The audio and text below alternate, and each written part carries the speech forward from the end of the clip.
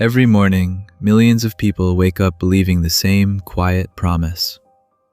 One more achievement, one more promotion, one more relationship, one more success.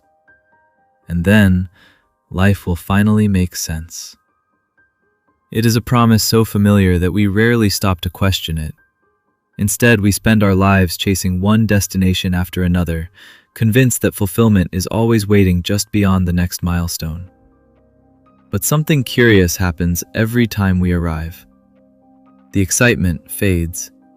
The satisfaction slips away. The desire returns. Almost as if we were never meant to stay content for very long. Why? Why do our greatest victories lose their power so quickly?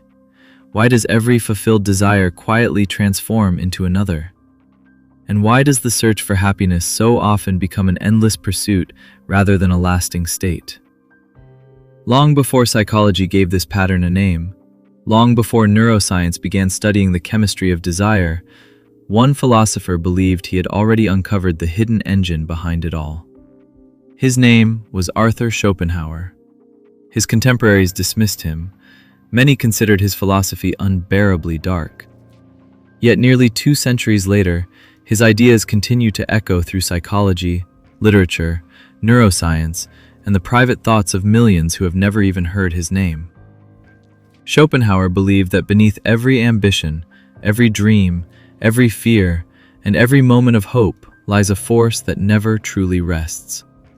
A force that drives us to create, to compete, to love, to suffer, and, above all, to keep wanting. He called it the will. Not simply willpower, not determination, but the blind, relentless force that moves all living things. If he was right, then perhaps suffering is not a mistake hidden somewhere inside life. Perhaps it is woven into the very fabric of existence itself. And if that is true, then almost everything we have been taught about happiness deserves to be questioned. This is not merely the story of a philosopher. It is the story of the invisible force that shapes every human life. Welcome to the Schopenhauer Project.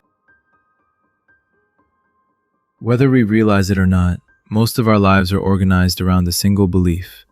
That something we do not yet have will finally complete us. As children, we imagine happiness waiting in adulthood. As adults, we imagine it waiting in success, then in love, then in wealth, then in recognition. And when one dream finally becomes reality, another quietly takes its place. It is such a familiar pattern that we rarely stop to ask whether the destination was ever the point. Instead, we keep moving, always forward, always chasing, always believing that fulfillment exists somewhere just beyond the horizon. Modern culture celebrates this pursuit.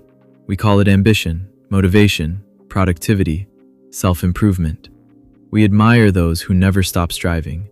We are told that the secret to a meaningful life is simply to want more, to become more, to achieve more.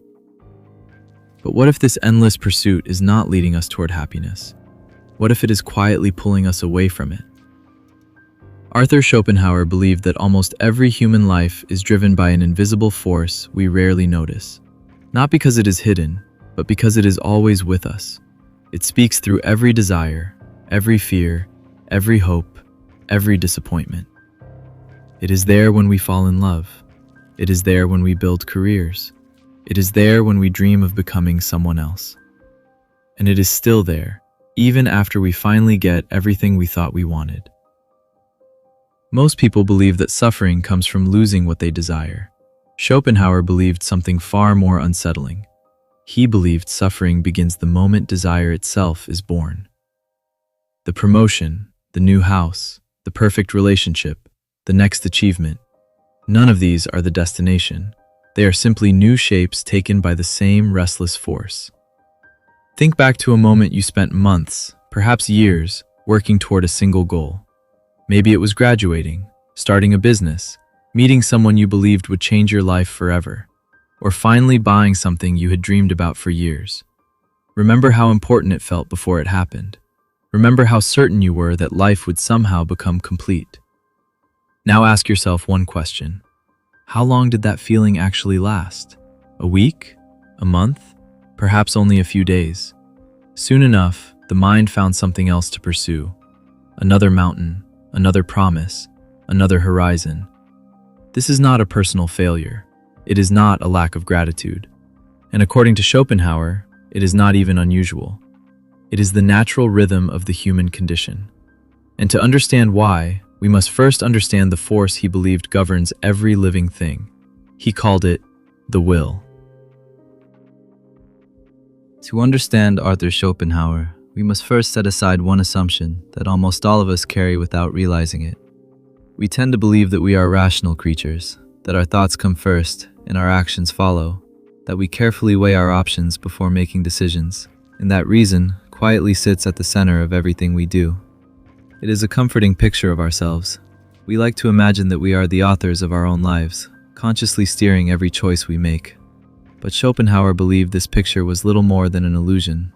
He argued that reason is not the captain of the ship. It is merely the navigator, trying to explain a course that has already been set by a much older, deeper, and more powerful force. He called this force the will.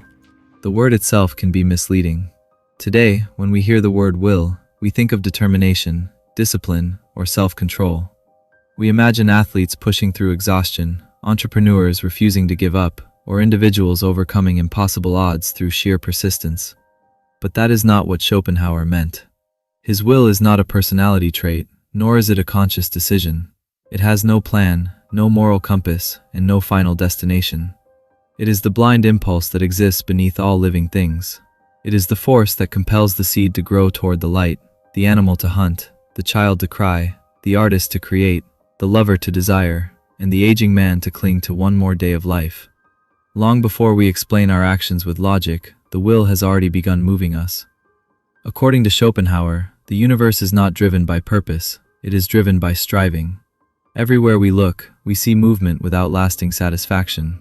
Trees stretch endlessly toward the sun. Rivers carve valleys without ever reaching a final destination. Animals spend their lives searching for food, shelter, and survival, only to begin the same cycle again the next day. Human beings often imagine themselves as exceptions to this rule, yet our lives follow the very same pattern. We chase education, careers, relationships, recognition, wealth, and success. We celebrate each victory, but before long another desire quietly takes its place. The movement never truly ends because the force creating it never rests. This is why Schopenhauer believed desire is not something we occasionally experience. Desire is the very condition of being alive. Every fulfilled wish gives birth to another.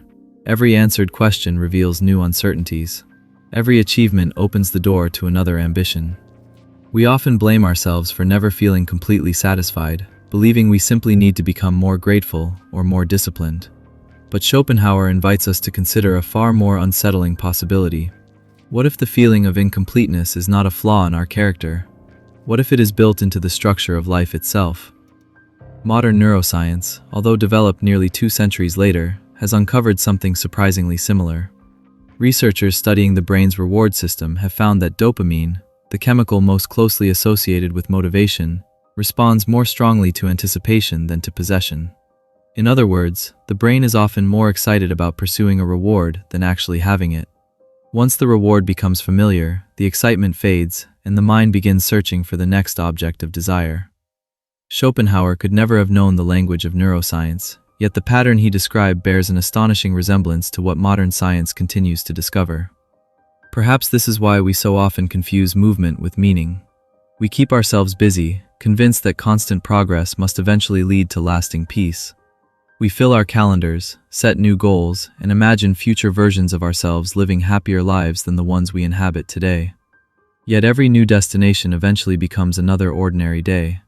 The extraordinary slowly becomes familiar, and familiarity quietly invites another longing. The will does not allow us to remain still for very long.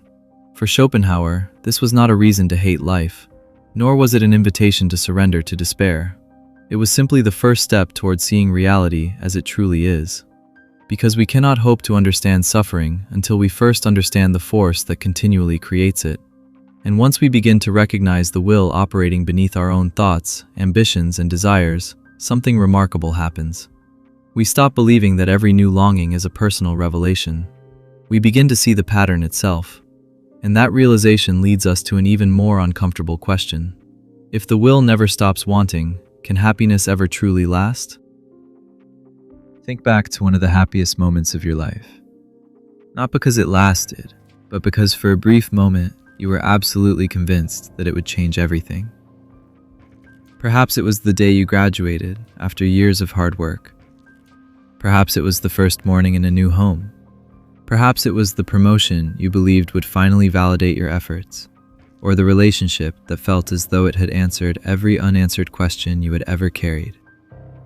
Whatever it was, the feeling seemed undeniable. You stood at the edge of a new chapter, convinced that life had finally arrived where it was always meant to be. And for a while, it truly felt that way. The world seemed lighter. Ordinary days became extraordinary. Even small moments carried a sense of possibility. It was as if happiness had finally become something permanent. But permanence has a curious way of disappearing. The extraordinary slowly becomes ordinary. The house becomes simply the place where you live. The dream job becomes another routine. The excitement of a new relationship quietly settles into familiarity. The achievement that once occupied your every waking thought slowly joins the countless other memories that no longer possess the same emotional weight. Without realizing it, your attention begins searching once again. Not backward, forward, toward something else, toward another promise, toward another version of the future. Most of us explain this by saying that human beings naturally adapt. We tell ourselves that this is simply how life works. We move on, set another goal, and continue the journey without questioning why satisfaction always seems to have such a remarkably short life. Schopenhauer saw something deeper. He believed that happiness does not disappear because we fail to appreciate it. It disappears because the very force that created our desire has already moved on. The will is never interested in keeping us satisfied. Its purpose is movement, not completion. The moment one desire is fulfilled, another quietly takes its place. Not because we are greedy, not because we are ungrateful, but because the engine driving life has no concept of enough. Imagine standing on a mountain after an exhausting climb. For months, perhaps years, reaching the summit occupied your imagination. Every sacrifice seemed worthwhile because you believed that once you arrived, everything would feel different. And then you reached the top. For a few minutes, perhaps an hour, the view is breathtaking. You breathe deeply, you smile. You tell yourself that every struggle was worth it. But eventually, your eyes drift toward another mountain. That is the will, not allowing you to rest, always pointing beyond the horizon, always whispering that fulfillment exists somewhere else. This is one of Schopenhauer's most unsettling insights. We often believe we are pursuing specific goals, but in reality, the goals themselves are constantly changing. What remains unchanged is the impulse beneath them. The object of desire shifts throughout our lives. First toys, then friendships, then love, then success, then wealth, then security. But the restless movement itself never stops. The will simply changes its mask while remaining exactly the same force underneath. Today, psychologists speak of something called hedonic adaptation, our remarkable tendency to become accustomed to improvements in our circumstances. What once felt extraordinary gradually becomes ordinary, and our emotional baseline quietly returns to where it was before. Whether it is a larger home, a higher salary, or a lifelong dream finally fulfilled, the mind eventually absorbs it into everyday life and begins searching for the next source of excitement. Schopenhauer described this pattern nearly 200 years before modern psychology gave it a name. Not because he could predict the future, but because he observed something that had always been true about human nature. This is why so many people spend their entire lives believing they are only one achievement away from lasting happiness. One more promotion, one more purchase, one more relationship, one more success. Each new desire arrives carrying the same promise. This time, this will be enough. Yet the promise is almost never fulfilled. Not because the achievement lacks value, but because the will has already begun searching for the next destination before we have even learned to appreciate the one we have reached. And if this endless cycle continues throughout an entire lifetime, then a difficult question begins to emerge. If happiness always fades, what remains after it is gone? If the will constantly creates new desires, then an obvious question follows. What happens when those desires remain unfulfilled? Schopenhauer's answer is remarkably simple.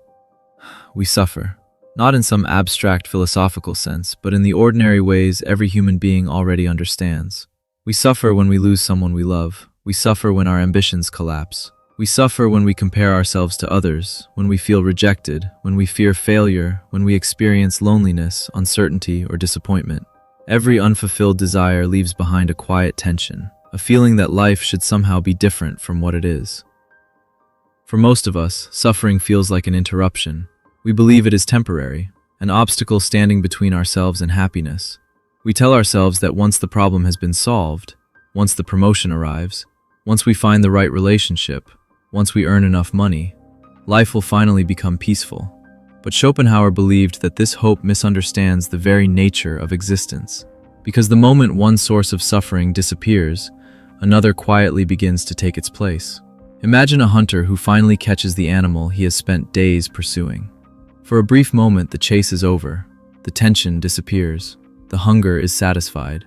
But only for a while. Soon, hunger returns. The hunt begins again.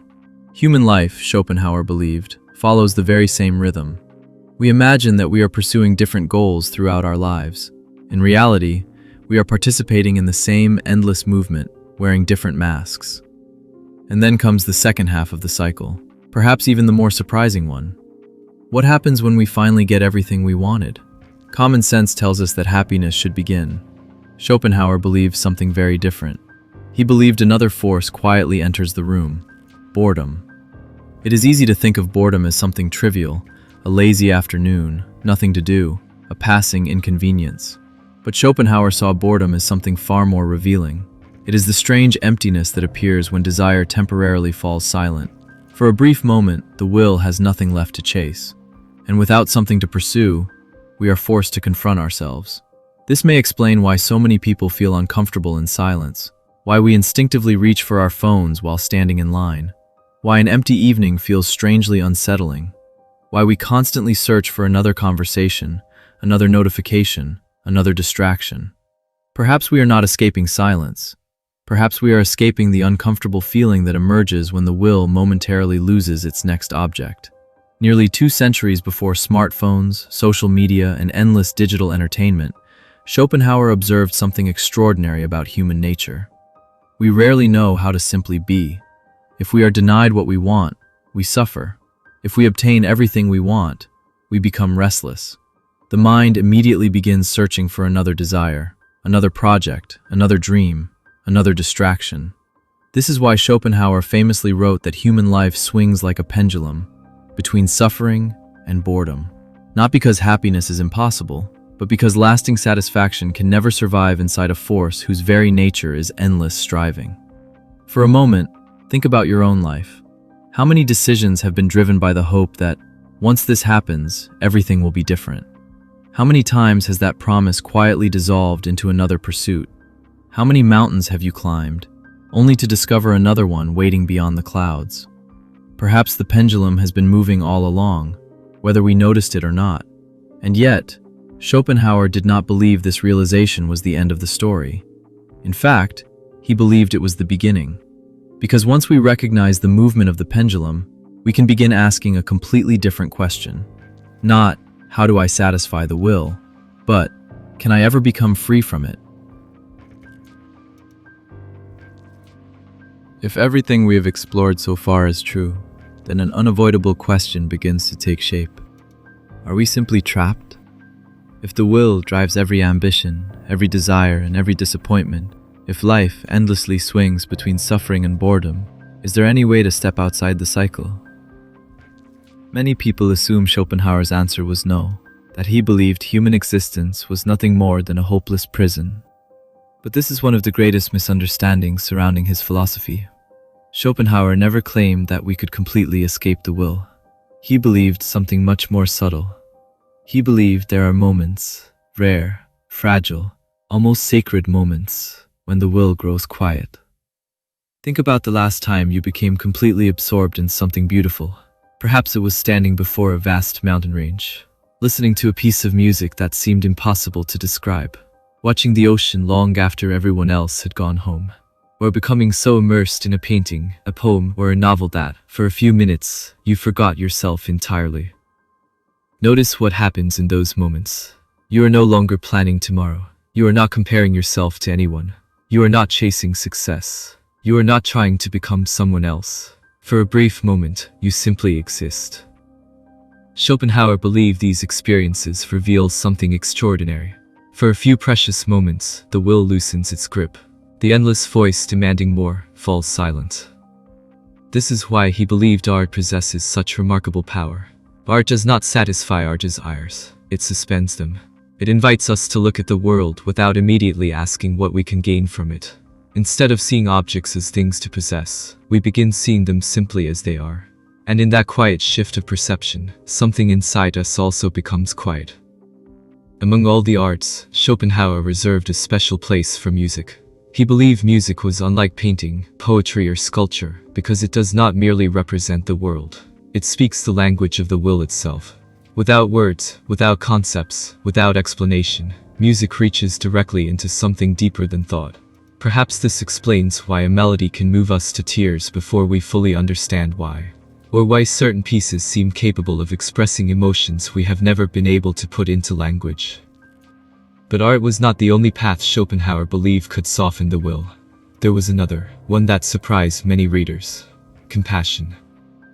At first, compassion may seem unrelated to everything we have discussed.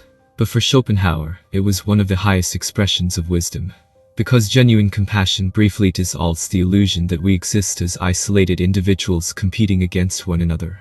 When we truly recognize another person's suffering, our own endless striving becomes less important. For a moment, the walls separating my pain from your pain begin to disappear. This idea reveals a side of Schopenhauer that is often overlooked. He was not interested in teaching people to become colder. He wanted them to become more honest, more aware, and perhaps more compassionate.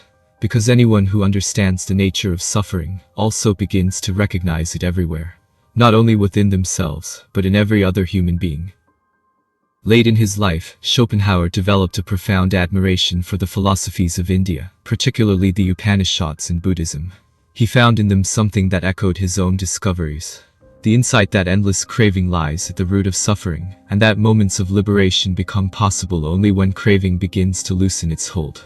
Although his philosophy remained uniquely his own, he believed these traditions had perceived a truth that Western philosophy had too often overlooked. Perhaps this is why Schopenhauer's philosophy still speaks to so many people today. Not because it tells us life is hopeless, but because it dares to ask a question that modern culture often avoids. What if peace is not found by endlessly fulfilling desire, but by understanding desire itself? Perhaps Arthur Schopenhauer was never trying to make us pessimists. Perhaps he was trying to free us from one of the oldest illusions we carry, the belief that somewhere, beyond the next achievement, beyond the next possession, beyond the next relationship, there exists a version of life in which the search finally ends. Modern culture encourages us to keep moving, to become more successful, more productive, more admired, more accomplished. There is nothing inherently wrong with ambition. There is nothing wrong with building a meaningful life. Schopenhauer never argued that we should stop living. He asked a far more difficult question. Who is doing the chasing? And will that part of us ever be satisfied? Perhaps the greatest value of his philosophy is not that it offers comforting answers. It doesn't. Instead, it offers something much rarer, a way of seeing, a way of recognizing the invisible patterns that quietly shape almost every human life. Once you begin noticing them, you cannot easily stop seeing them. You notice them in your own ambitions, in your disappointments, in your relationships, in your fears, even in your happiest moments.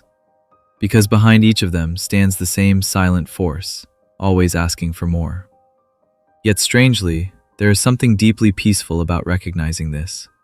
Because the moment we stop expecting desire to deliver permanent happiness, we stop asking life to do something it was never designed to do.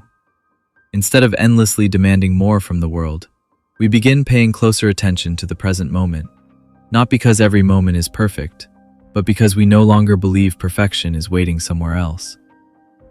Schopenhauer once wrote that wealth is like seawater. The more we drink, the thirstier we become. Nearly 2 centuries have passed since he wrote those words. Today, our world offers more choices, more entertainment, more information, and more opportunities than any civilization before us. And yet, millions of people still wake up carrying the same quiet feeling that something is missing. Perhaps that is why Schopenhauer still matters. Not because he predicted the future, but because he understood something timeless about being human. Maybe wisdom does not begin when we finally satisfy every desire. Maybe wisdom begins the moment we realize that no desire ever truly can. So the next time you find yourself believing that happiness is waiting just beyond the next success, the next purchase, or the next chapter of your life, pause for a moment and ask yourself, am I chasing happiness, or am I simply following the will? Thank you for watching. This is the Schopenhauer Project.